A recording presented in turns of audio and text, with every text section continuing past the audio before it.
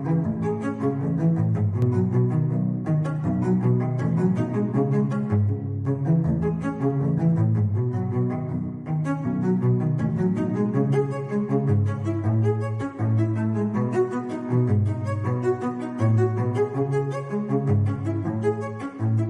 tal? Muy buenas tardes, soy Héctor de Mauleón, le agradezco que nos acompañe nuevamente en una emisión del Foco.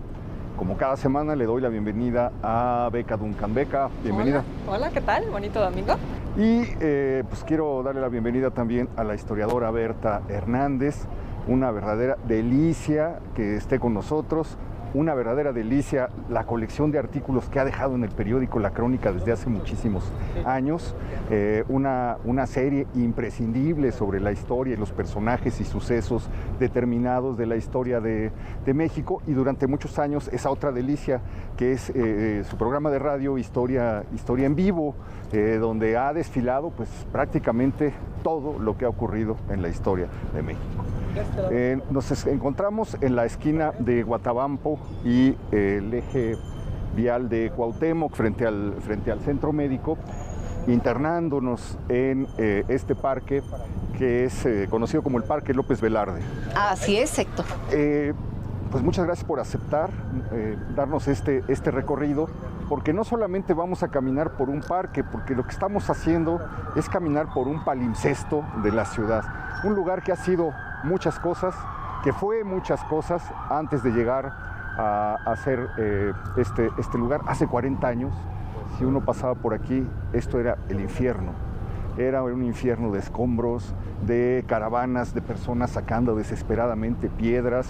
Se encontraba el conjunto urbano Presidente Juárez, que había, pues creo que alcanzó a inaugurar todavía Miguel Alemán, sí, unos meses antes de dejar de que terminara su sexenio, una obra que Mario Pani desarrolló simultáneamente con la construcción de Ciudad Universitaria.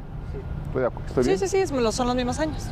52, 52 es cuando se inaugura la Presidenta Juárez. Y pues era un conjunto completamente moderno, correspondiente precisamente a esta escuela moderna, donde había viviendas, donde había escuelas, donde había centros comerciales, donde había bibliotecas, gimnasios, etcétera. Un proyecto nuevo para la Ciudad de México que el 19 de septiembre de 1985 se derrumbaron los edificios más altos. Había edificios de 7, de 9 y de 11, creo, ¿no? Sí, y con ello también se derrumbó un increíble patrimonio artístico de la Ciudad de México, que eran los murales de Carlos Mérida, que creó para este conjunto, ¿no? Y con ello también el túnel famoso. Toda una historia, porque no los iba a hacer Mérida, los iba a hacer Siqueiros, pero no pudo presentarse a hacer el proyecto.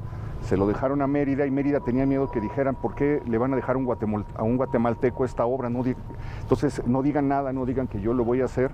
Siqueiros lo alabó. Y unos años después dijo, es una porquería, son unos tapetes colgados ahí en la... Bueno, eso siempre le pasó a Mérida. Uno nunca sabe por qué pasan las cosas, pero Mérida, por ejemplo, hizo un mural de la Caperucita Roja con un texto de Gabriela Mistral para la biblioteca de la SEP en 22. Y luego, ¡pum!, desaparece. Porque remodelaron, desapareció la biblioteca infantil. Y luego, años más tarde, entrevistan a Mérida y Mérida dice, bueno, sí, pero no era el mejor de mis murales, entonces si no hablamos de eso, tampoco pasa nada, ¿eh? Entonces, bueno, destino, si quieren. Pecaba de ser demasiado humilde, quizás. Yo siempre recuerdo, bueno, Beca era muy joven para recordarlo, pero yo siempre recuerdo el desnivel que había sobre la avenida Orizaba, cuando uno venía desde Álvaro Obregón hacia Baja California, pasaba por un desnivel que pasaba justo abajo de uno de los edificios que se derrumbaron, y ese desnivel estaba decorado con unos murales en los que se había echado mano a muchas cosas. Había azulejos, había pintura, había como distintas cosas. Los recuerdo de color azul. Algo que por cierto era común a Mérida, ¿eh? Él hizo muchas cosas con mosaico. De hecho, estos murales de la unidad Juárez también tenían este estilo como de mosaico. No hay que olvidar tampoco lo que hizo para el cine Manacar, que continúa ahí en la nueva torre.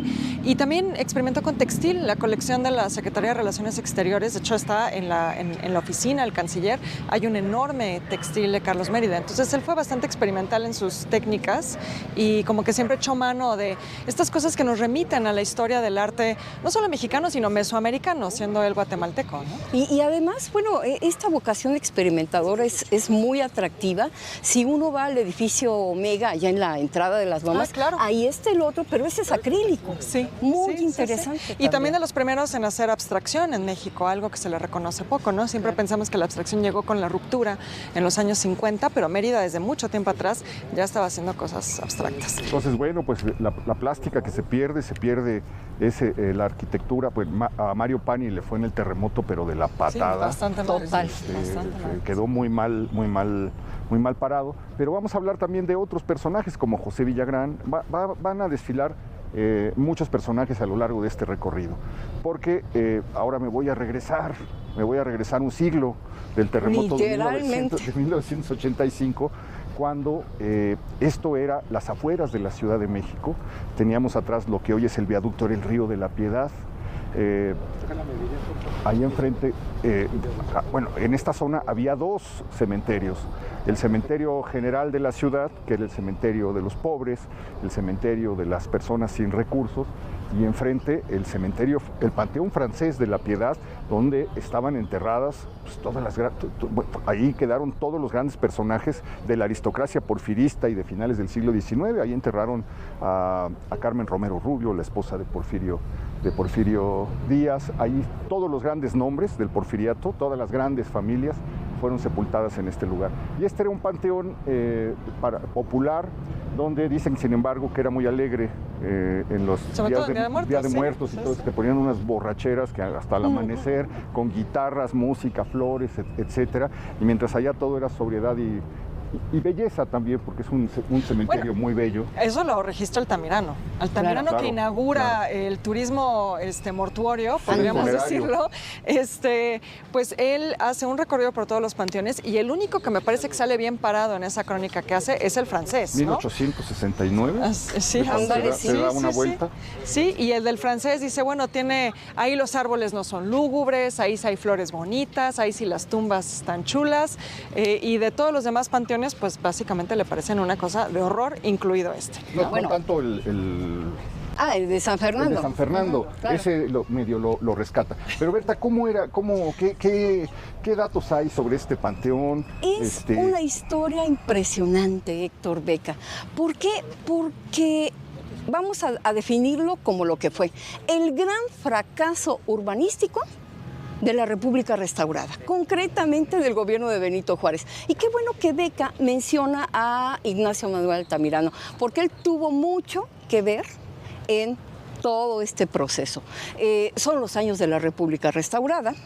Es decir, restaurada tras el Segundo Imperio, ¿no? Exactamente. Por eso es la República Cae Maximiliano, muere fusilado en Querétaro, y lo que regresa es la República, y empieza a buscar, empieza a crecer y empieza a tener sueños de modernidad, sueños de progreso que en todas las épocas todo mundo tiene.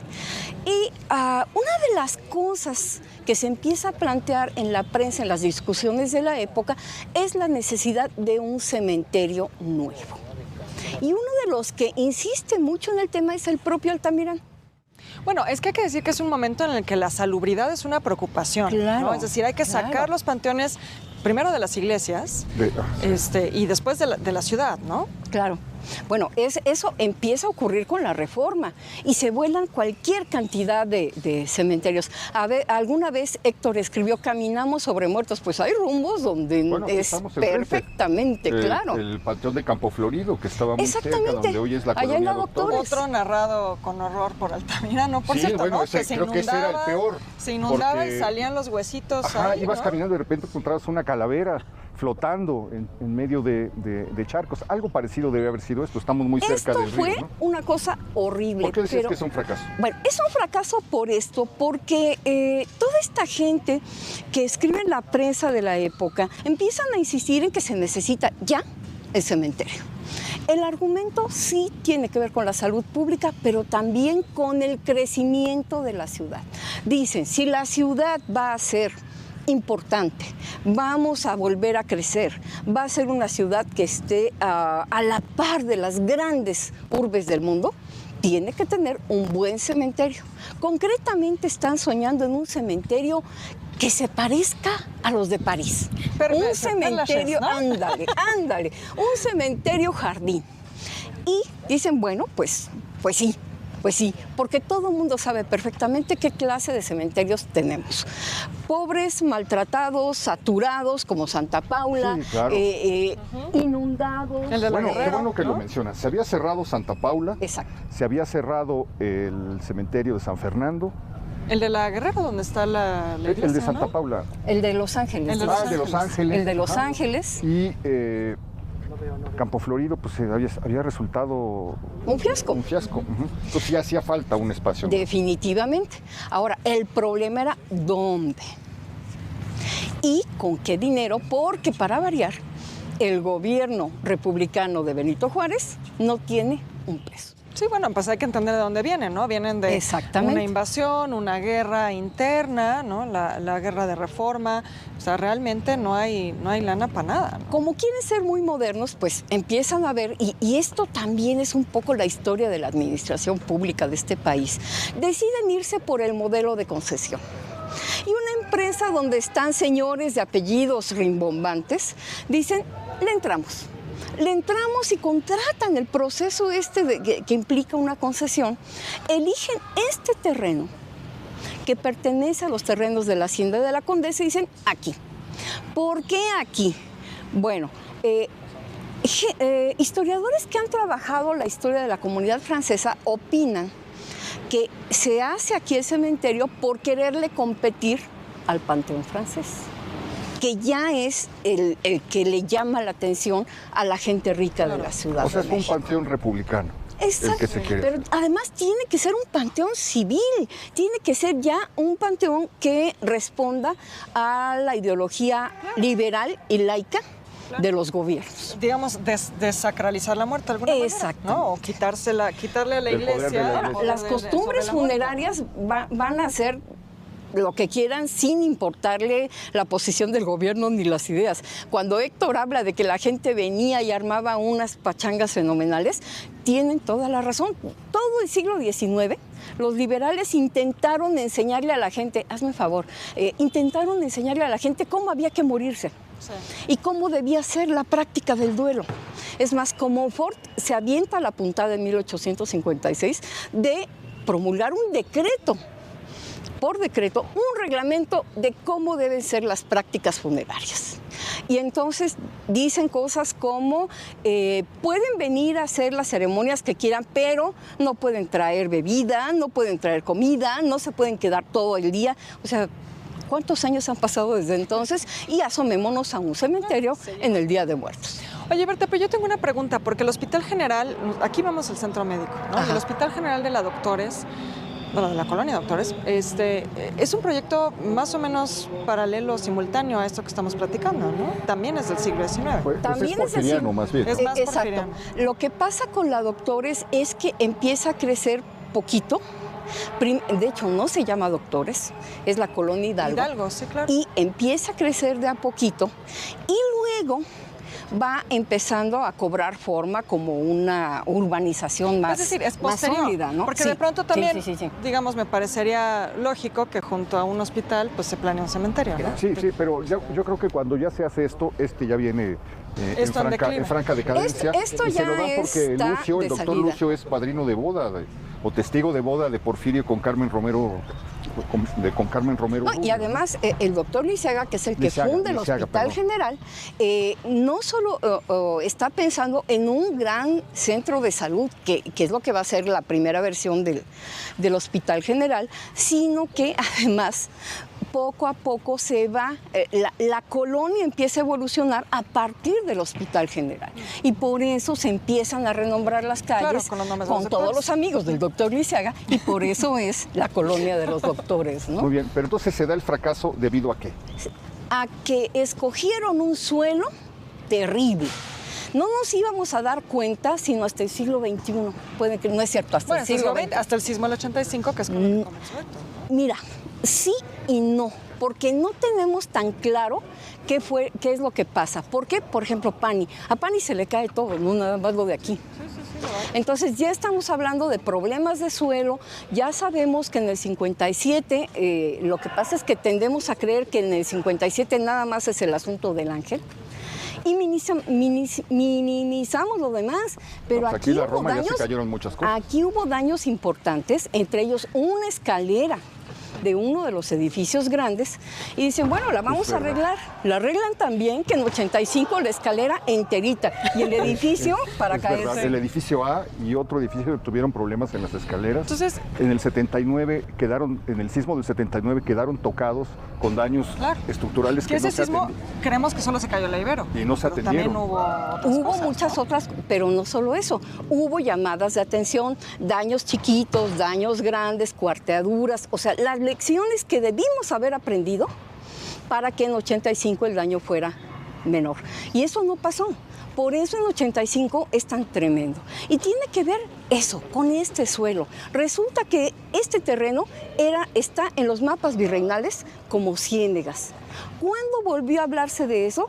Cuando se hizo la línea del metro número 9, esta de color café, que aquí se cruza con la línea 3 que va a Universidad.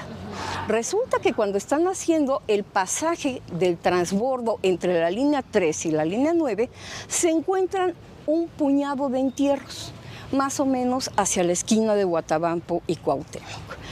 Le llaman, con buen sentido, porque hay veces que no se hace, le llaman a Salvamento Arqueológico de Lina, vienen, lo descubren, determinan que son entierros del siglo XIX y empiezan a ir hacia atrás para ver qué pasó. Y determinan que son entierros del Panteón de la Piedad. Panteón General de la Piedad. General de la Piedad, ¿no? Definitivamente. Panteón francés y Panteón General.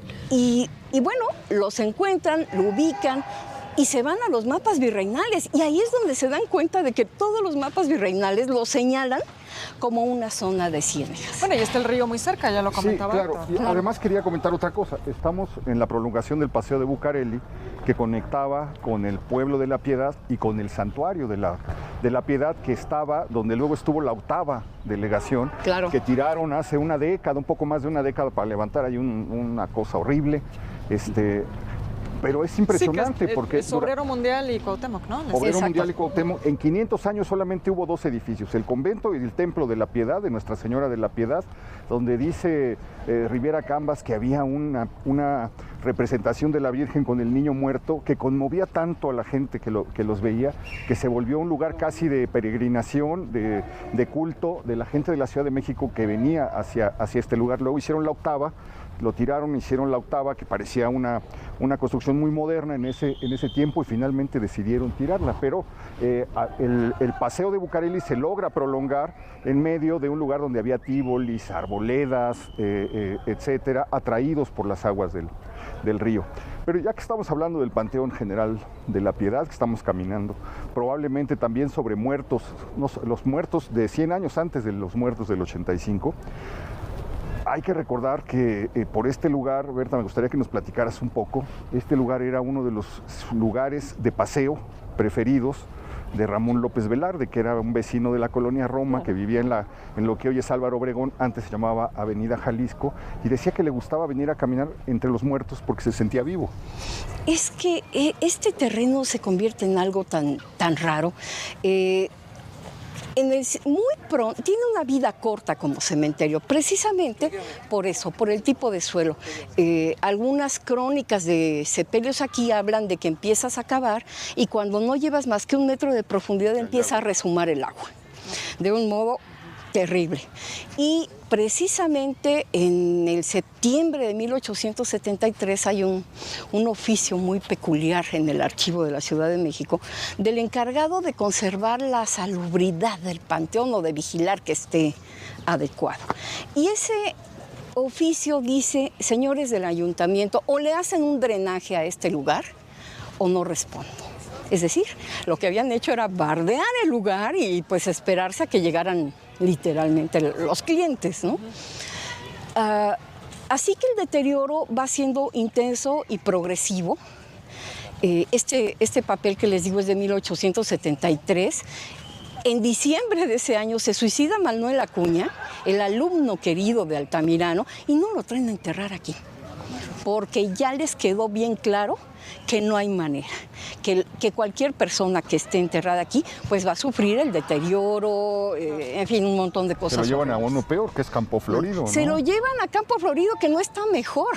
No está mejor. Altamirano dice, Campo Florido es un potrero horripilante, pero imagínense cómo estaba la cosa para que escogieran Campo Florido en vez de venir para acá.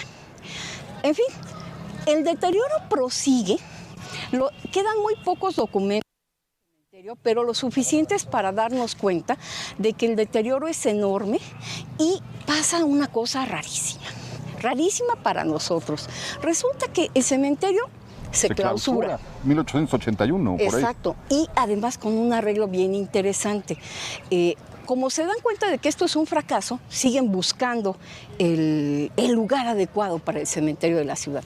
Y eso es lo que los lleva a la creación de Dolores, que por cierto está conmemorando sus 150 años en estos días. Oye. Bueno, y además en alto, ¿no? Eso significa que terreno seco, sólido. En un lugar que difícilmente se va a inundar. La pensaron mejor, Sí. definitivamente. Pero esta cosa rara que pasa es que se clausura y se queda 40 años. 40 años. Como un cementerio abandonado. Pero fíjate que le pasan cosas muy raras. Ahorita vemos árboles, algunos son muy antiguos, uno que otro probablemente fue del cementerio. Bueno, todo está lleno de el archivo está lleno de peticiones. Oiga, fíjese que cuando paso veo que hay muchas ramas caídas. ¿Puedo ir a recoger leña? Oiga, fíjese que veo que la hierba crece. ¿Puedo meter a mi caballo a pastar? Oiga, fíjese que tembló y se cayó la reja que da a tal lado. ¿Me la puedo llevar? Y así van despojando al cementerio de lo que pudo haber sido su aspecto original. Para cuando López Velarde ya es vecino de la Roma, el ayuntamiento ya dijo, bueno, sí, ya, no hay manera. No le meten dinero, no lo modifican, llegan a la conclusión de que hay que hacerlo un parque. Pero no le ponen un quinto para que sea un parque.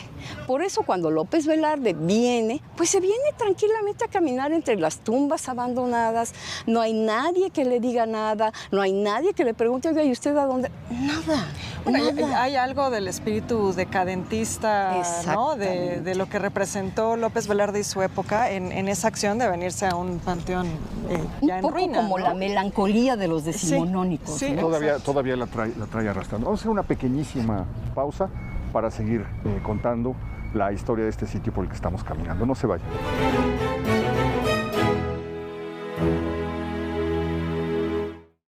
En un entorno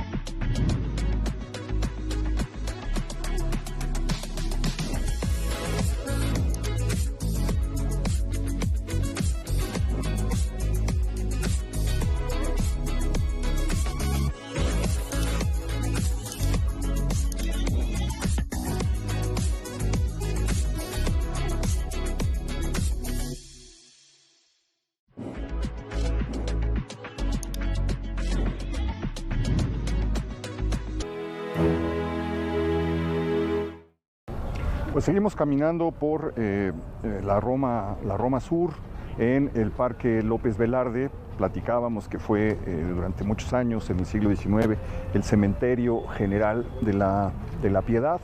Decíamos que era durante un tiempo el sitio favorito para pasear en medio del abandono, porque llevaba ya muchos años, duró 30 o 40 años clausurado, abandonado, con las tumbas rodeadas de vegetación, etcétera, y que era uno de los lugares a los que le gustaba venir a caminar y a pensar al poeta Ramón López Velarde, precisamente, que vivía aquí en Álvaro Obregón. Y decían, Berta, que algunas citas con Margarita Quijano ocurrieron en este lugar. Esta joven que vivía a la vuelta de su casa, me parece que en Córdoba, que se enamora López Velarde de ella porque lee las cartas que Margarita Quijano le manda a una amiga, y cuando ve el alma de Margarita atormentada dice: yo quiero conocerla. La sigue durante 3 años sin hablarle, se sube al mismo tranvía que ella, de ida y de regreso al centro, y lentamente comienza una relación que se corta muy pronto.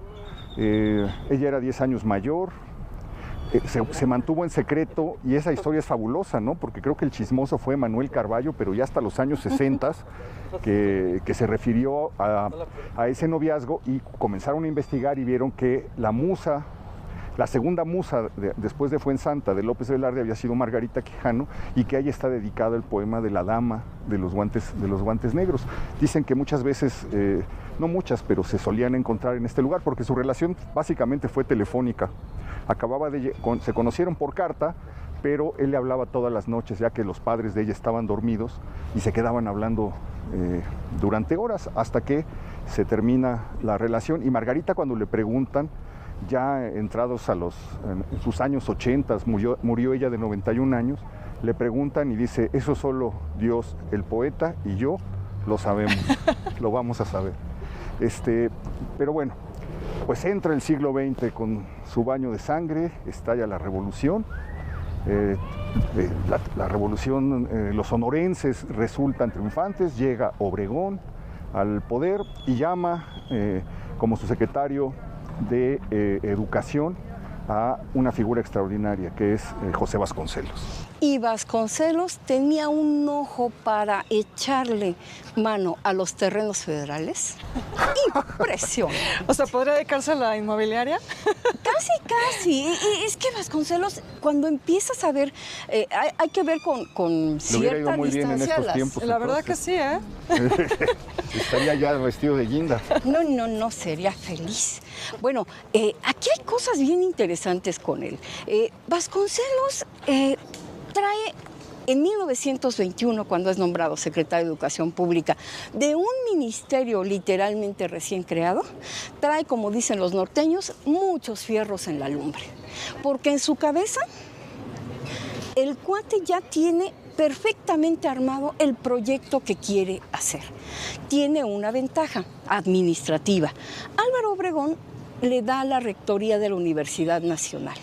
Y eso le da algo importante: estructura y presupuesto. Empieza a generar publicaciones, empieza a inventar cosas, a avanzar. Tiene mucha preocupación por los espacios escolares. De hecho, la primera escuela que se hace por órdenes de Vasconcelos, allá en la Colonia Guerrero, tiene en su fachada el escudo de la universidad. No tiene el escudo nacional, tiene el de la universidad, porque Vasconcelos está maniobrando desde ahí. Oye, y en ese interés por construir escuelas, parece tener también una obsesión de ponerlas encima de panteones. Sí. Ahora que mencionas esta de la Guerrero. Sí, porque esto de la Guerrero es una cosa muy curiosa. Bueno, ahí lo que hace es aprovechar el terreno. Se había abierto la calle de Héroes, que iba a dar lugar al Panteón Nacional, un lugar para depositar los restos de los insurgentes y algunos otros próceres de la patria, y para eso se abre la calle de Héroes. Para abrir la calle de Héroes le vuelan un trozo al Panteón de San Fernando. ¿Y quién lo iba a decir? Un poco después, años después, Vasconcelos ahí elige hacer la primaria Belisario Domínguez. Así que cuando te dicen que tu primaria está hecha sobre un De ahí un vienen panteón, los mitos, de ahí vienen los mitos. Probablemente es cierto. De que esto antes fue un panteón de centro. Y aquí se repite la historia. Aquí se repite la historia, pero lo que son las cosas. Estamos asistiendo a la creación de lo que podríamos llamar, es un lenguaje tecnocrático, de una política pública que es la de construir escuelas, porque ni en 1910 ni en 1920 hay suficientes escuelas para los habitantes de esta ciudad y por extensión en todo el territorio nacional. Nada más que la Ciudad de México es en ese sentido un laboratorio en la que los sucesivos gobiernos federales empiezan a aplicar estrategias, medidas, ocurrencias, ven cómo funciona y poco a poco empieza a ampliar, como cuando avientas una piedra al agua y empieza a hacer ondas, pretenden que la buena aplicación de lo que se les ocurre se vaya reproduciendo en el resto del país. Y por eso empiezan aquí y luego, bueno, ya empezamos a ver un montón de cosas en el resto del territorio nacional. Entonces aquí se construyen en este terreno la Escuela Benito Juárez, que vamos a ver más adelante, y también otro proyecto vasconcelistas, que es el Estadio Nacional. Creo que va de la mano la idea de Vasconcelos de que el nuevo mexicano no solamente tiene que cultivar o ser el aspecto de su educación, sino también el cuerpo, el deporte. Y además todo coincide con un momento del mundo y de México que, como es la revolución triunfante, se tiene que dar satisfacción a las masas. Todo tiene que ser pensado para albergar. Bueno, por eso dejan pelón el Zócalo, lo terminan dejando pelón porque tienen que caber ahí las masas. Y agarra la idea de que necesitamos un estadio moderno que en la idea de Vasconcelos tendría que reproducir los modelos griegos. Efectivamente. Solo iba a decir que también es algo de la época, porque sí. En la Unión Soviética sucedió lo mismo. Por eso decía yo, es del Europa, mundo. En Estados Unidos. Es un momento del mundo. Sí. Ahora, lo que pasa es que Vasconcelos le agrega ese discurso, el discurso nacionalista posrevolucionario y, desde luego, sus anclajes en la cultura clásica, que es lo que él usa como referente de todo el proyecto educativo. Ahora, ¿por qué anda buscando un terreno tan grande? Bueno, es que uno no lo puede creer y es lo que pasa. A Vasconcelos le queda chico el edificio de la SEP. El edificio de la SEP, el antiguo convento de la Encarnación, restaurado, remodelado, tenía el patio más grande de los conventos del siglo XIX. Hoy que vamos a la SEP vemos dos patios. Bueno, cuando era convento era un solo patio, era una cosa enorme. Vasconcelos hace que se intervenga, le mete esa construcción en medio que es el pasillo con los arcos y la escalinata monumental y usa los dos patios para conciertos, para números de baile, para ceremonias cívicas, para tablas gimnásticas, para exhibiciones, exposiciones de pintura, de artesanía, de cualquier cantidad de cosas que forman parte del proyecto educativo. Y uno dice, ¿de veras le quedaba chico? Claro que le quedaba chico. Porque faltaba esa otra parte que bien dice Héctor, la educación física. La educación del mexicano tiene que ser integral y es la experiencia estética, aprender a leer, escribir, sumar, restar, multiplicar, pero también la actividad física. Y tan le quedó chico que entonces aquí construyó un estadio que me parece que cabían 60,000 personas. Exactamente. Originalmente se está hablando de 60,000 personas. Cuando años después tome posesión Plutarco Elías Calles, hay un croquis muy interesante de cómo acomodaron por lo menos 30,000.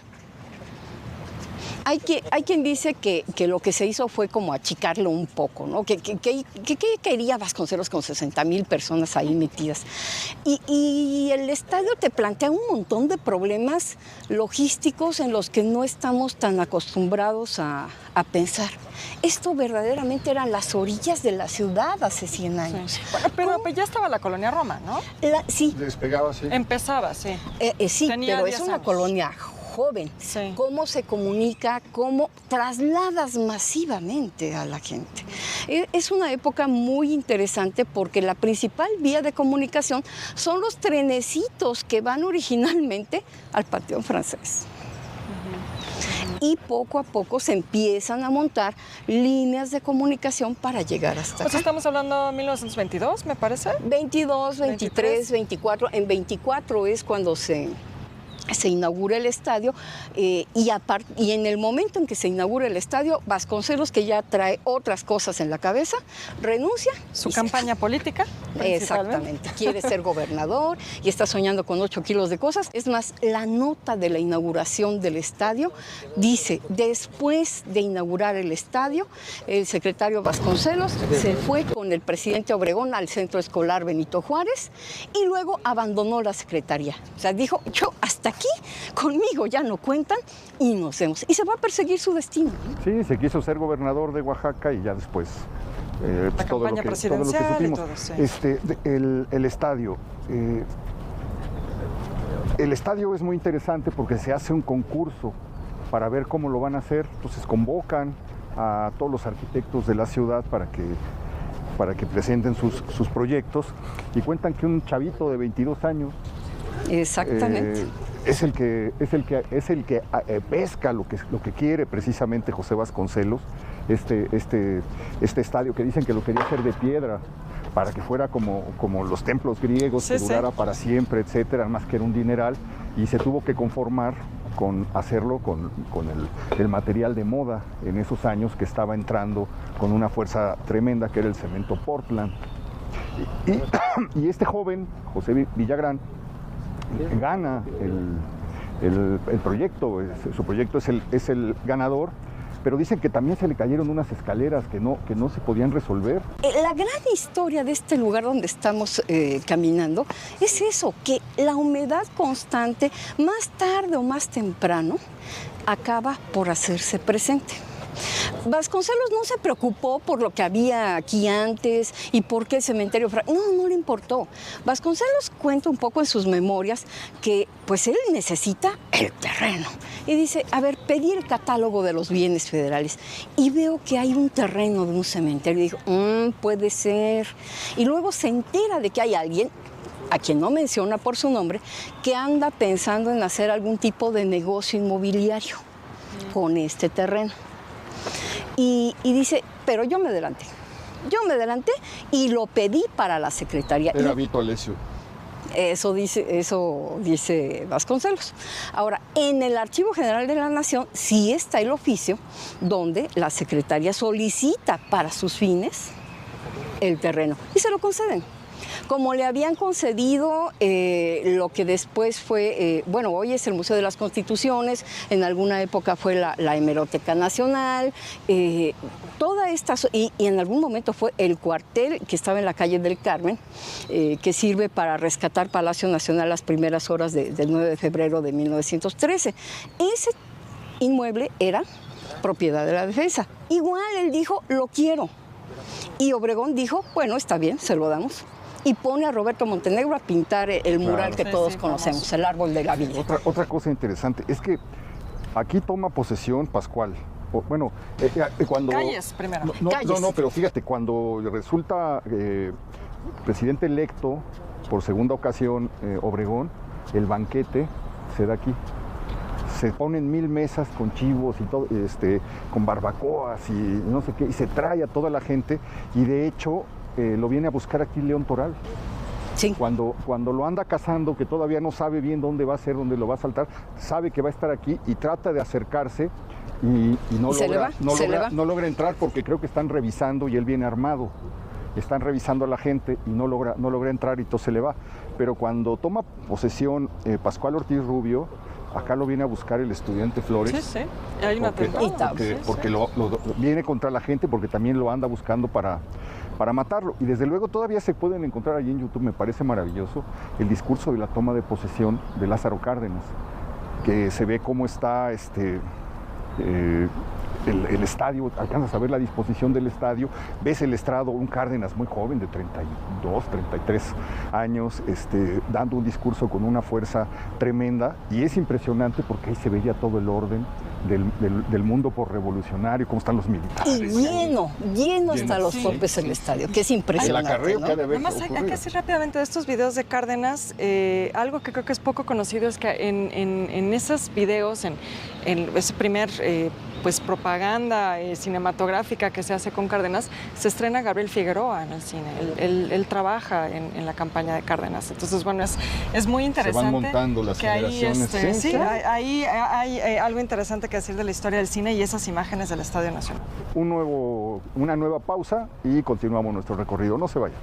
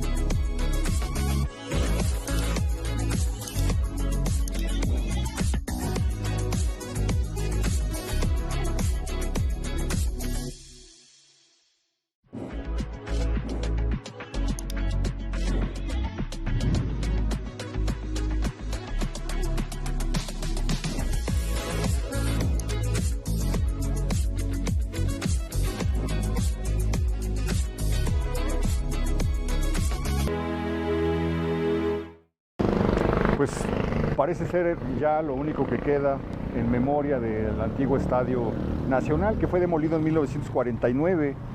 Tuvo una vida corta ese sueño de Vasconcelos, y este lanzador de jabalina estaba en uno de los accesos. Es una cosa preciosa, pero te habla además de modernidad, de progreso, de todo lo que sin saber Vasconcelos le dio a la ciudad. Ahora estaba pensando, estamos en el lugar donde surge el mito de Nelly Campobello. Aquí se presenta la coreografía esa 30-30, el ballet 30-30, que representa la revolución, y donde bailan 800 bailarines. Y ella al frente. Aquí empieza el mito de la gran maestra de danza, que termina pues de manera también muy trágica. Gran escritora de la revolución también, ¿no? De hecho, Calles decía que su libro favorito de la revolución era Cartucho. La esposa de Calles le dijo a Nelly que lo tenía en el buró. ¿En el buró? Sí. Pero se anda echando un tú por tú con Martín Luis Guzmán, con quien tuvo una relación de muchísimos años, interesante, y secreta de muchísimos años, pero fíjate nada más, a lo que llegó, pues ellos son los grandes defensores de Villa en el momento en el que Villa en el momento en el que Villa todavía no ha sido invitado al banquete de la revolución, es todavía el bandolero. Bueno, es que ella es del norte, ¿no? No Sí, recuerdo claro. Durango, Sí, pero ella es norteña. Ella vio de cerca, y Martín Luis es también del norte, entonces, pero ella vio de cerca a los villistas y entonces se empieza a desmitificar. Yo creo que un poco exageradamente, pero bueno, finalmente me hubiera gustado ver ese momento porque pues contra corriente los dos se lanzan a la reivindicación de Villa y van juntos a la ceremonia en el Congreso de la Unión, donde se coloca el nombre de Villa en letras de oro. Después de una lucha de 30 años con sus libros y con todo eso, llegan juntos. Y sí, una relación interesante. Dicen que hay unas cartas que están en el archivo de la... ¿Dicen? Están y... ¿Lo has comprobado? Sí. Dice que los que estudiamos a Martín Luis Guzmán somos un poquito medio como de cofradía, que porque somos como 5. Bueno, no sé si somos 5, pero él fue el que encontró, al reordenar el archivo, se encontró las cartas. Y de hecho publicó esto en un artículo, creo que de una revista estadounidense. ¿Sí existen las cartas? Sí, sí sí, claro. De hecho, existen las que ella le escribió a él, porque él las conservó.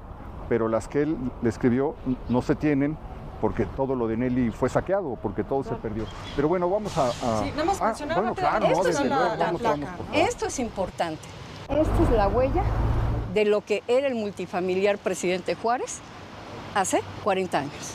Es la placa de la inauguración. Aquí se cortó el listón. ¿Mandé? Aquí se cortó el listón. Sí. Bueno, y hay que decir que el estadio se demuele para este proyecto, ¿no? Efectivamente. O sea, esa es la justificación. Que eso es un poco además algo que a veces olvidamos. ¿Qué pasa con los terrenos? ¿De quién son? ¿Cómo se administran? Porque cuando el estadio se derrumba es porque está deteriorado, maltratado, envejeció muy mal y la ciudad está en expansión. La ciudad está ensayando estos modelos de vivienda multifamiliar, pero este es otro de esos grandes proyectos de vivienda e importa mucho porque ya habla de una ciudad que quería ser muy moderna. Fíjate que... Esta película, ahorita se me vino la... Claro, El malvado Carabel.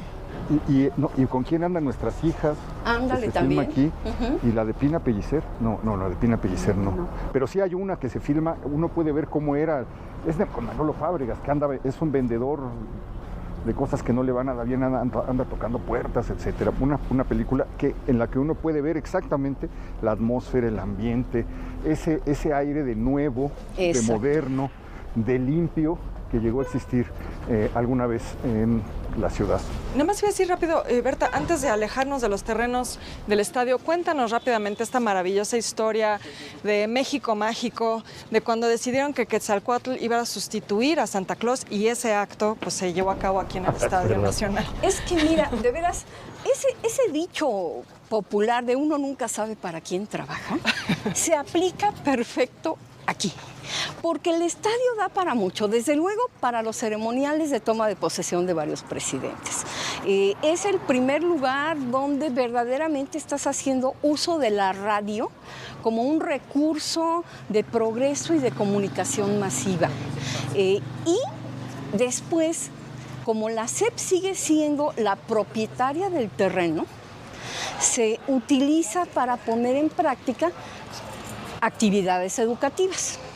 1930 llega don Pascual Ortiz Rubio, que por cierto tuvo 5 secretarios de educación. Después, ¿Y su presidencia no fue larga? Pues no. Eso es lo que hace más contrastante el asunto. Bueno, tiene un subsecretario de Educación que empieza a actuar literalmente como secretario. El titular de la SEP que llega con Calles es el doctor Puig Casaburanc.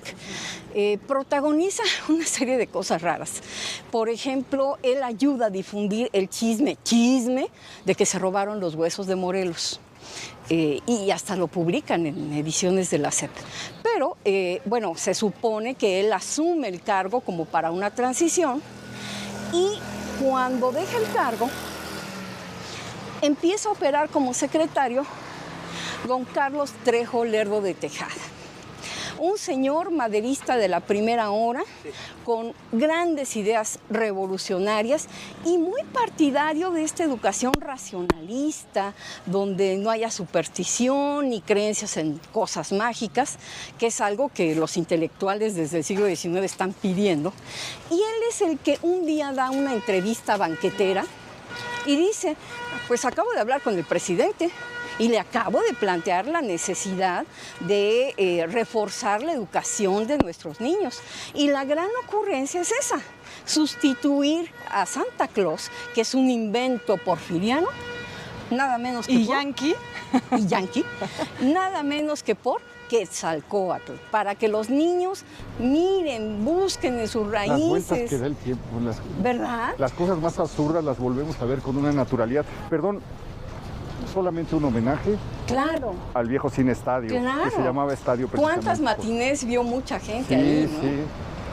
Pero bueno, la idea era que Quetzalcóatl no como la serpiente emplumada, sino no hay que olvidar que se describe como un hombre barbado. Sí. Esa es un poco la lógica de por qué podemos hacer el símil entre Quetzalcóatl y Santa Claus. Y es un gran número en términos de puesta en escena. Se empieza a planear. Y lo más curioso es que cuando se lleva a cabo en las vísperas de la Navidad de Sí, 1900, 23 de diciembre, ¿no? Exactamente, en 30, pues el autor de la ocurrencia ya ni siquiera está aquí, porque lo nombraron gobernador en Baja California. Y se va. Pero el número ya estaba hecho, ya estaba montado, ya estaba planeado, ya estaba armado, ya se había diseñado la estrategia. Gracias, señor. Para atraer a los escolares a llenar el estadio. Y pues ni modo, llega don Pascual, llega su esposa, que era como la cabeza visible del proyecto, y empieza el espectáculo. Aparecen los Reyes Magos, aparece Santa Claus, todos se inclinan ante Quetzalcóatl, le rinden pleitesía y luego, pues parece que le ceden el terreno escénico a Quetzalcóatl. Para esto, la prensa de la época está llena de cartones, de cotorreos, hay quien se lo tome en serio. El Nacional Revolucionario pone su cabeza principal, Quetzalcóatl contra Santa Claus. Y a la distancia dice uno, ¿de veras? ¿De veras? Cuando ves la plana del periódico, te da risa. O sea, es una cosa muy ingenua, tiene un sustento interesante, este afán de hacer una educación racionalista, pero inevitablemente te da risa. No, y es este momento de nacionalismo exacerbado al que le debemos todo. Claro. El cine mexicano, los murales, la novela. Le debemos prácticamente pues, los primeros años del siglo XX. Llegamos ya por fin al Centro Escolar Benito Juárez. Veníamos hablando de lo del nacionalismo y pues que está perfectamente expresado desde la entrada del surgimiento de este proyecto del arquitecto Carlos Obregón. Efectivamente, él fue. Y con todo el estilo, me parece, de Adolfo Bestmogart, que también hay que decir que él jugó un papel muy importante en la educación vasconcelistas, haciendo este método de dibujo que rescataba las figuras de la artesanía mexicana. Pero desde luego es completamente neocolonial, ¿no? Sí, completamente. Qué raro Obregón Santa Cilia, porque normalmente lo conocemos por obras muchísimo más radicales en su modernidad, ¿no? Como el edificio Guardiola, Salubridad, el Hotel del Prado, ¿no? Ahora, lo que pasa es que aquí tienen un factor que él no tiene en otras obras, tener a Vasconcelos aquí. ¿Qué es lo mismo que le pasa a Diego Rivera y a Exactamente. todos, ¿no? Sí, nomás que Diego se lo Por sacudía. cierto, Diego Rivera pintó los murales del estadio. Sí, así es, en la curva. Esos se perdieron, ¿no? ¿verdad? La curva. Totalmente, Sí, sí. totalmente. Y aquí participa Montenegro. Aquí le encarga a Montenegro.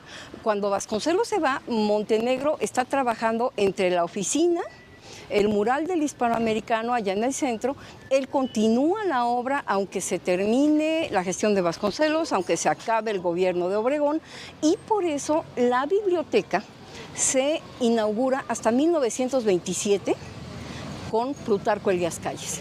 Y les importa tanto que la inaugura Calles, el aviador Charles Lindbergh, que está, de visita aquí, sí. y viene Salvador Novo, viene Jaime Torres Bodet y desde luego viene Montenegro. Y Berta, nos decías que este es como de los primeros proyectos donde ya se plantea una infraestructura escolar en forma, ¿no? Completamente. Literalmente, con el Centro Escolar Juárez, Vasconcelos se da vuelo. Esta es como la gran escuela modelo de Vasconcelos. Quienes la conocen, su comunidad escolar, saben que tiene, desde luego, la biblioteca, que es espléndida, tiene teatro al aire libre, tiene salón para clases de baile, tiene 2 patios, abunda mucha fotografía de los escolares de la escuela haciendo tabla gimnástica, baile regional y desde luego las clases de educación física. ¿Se inaugura qué, en 27? No, la escuela se inaugura en 24. Ah, 24. Poco después. De la llegada de Calles. Pero no, antes de que se vaya Obregón, esta escuela y el estadio se inauguran. Pero realmente la escuela empieza a agarrar su ritmo, pues ya en el gobierno de Calles. Muy bien. Oye, Berta, pues no sé es un sitio hermoso. Qué delicia de recorrido. Nos vas a llevar todavía a 2 más, ¿no? Claro que sí. Bueno, pues te agradezco muchísimo, Gracias a ustedes. Gracias, Beca. Gracias, Héctor. Gracias, Y Berta. gracias también a usted. Espero que haya disfrutado este recorrido. Berta Hernández nos acompañará, nos guiará en un par de recorridos más. Le prometo que van a ser igual o más interesantes que el que acabamos de tener. Muchísimas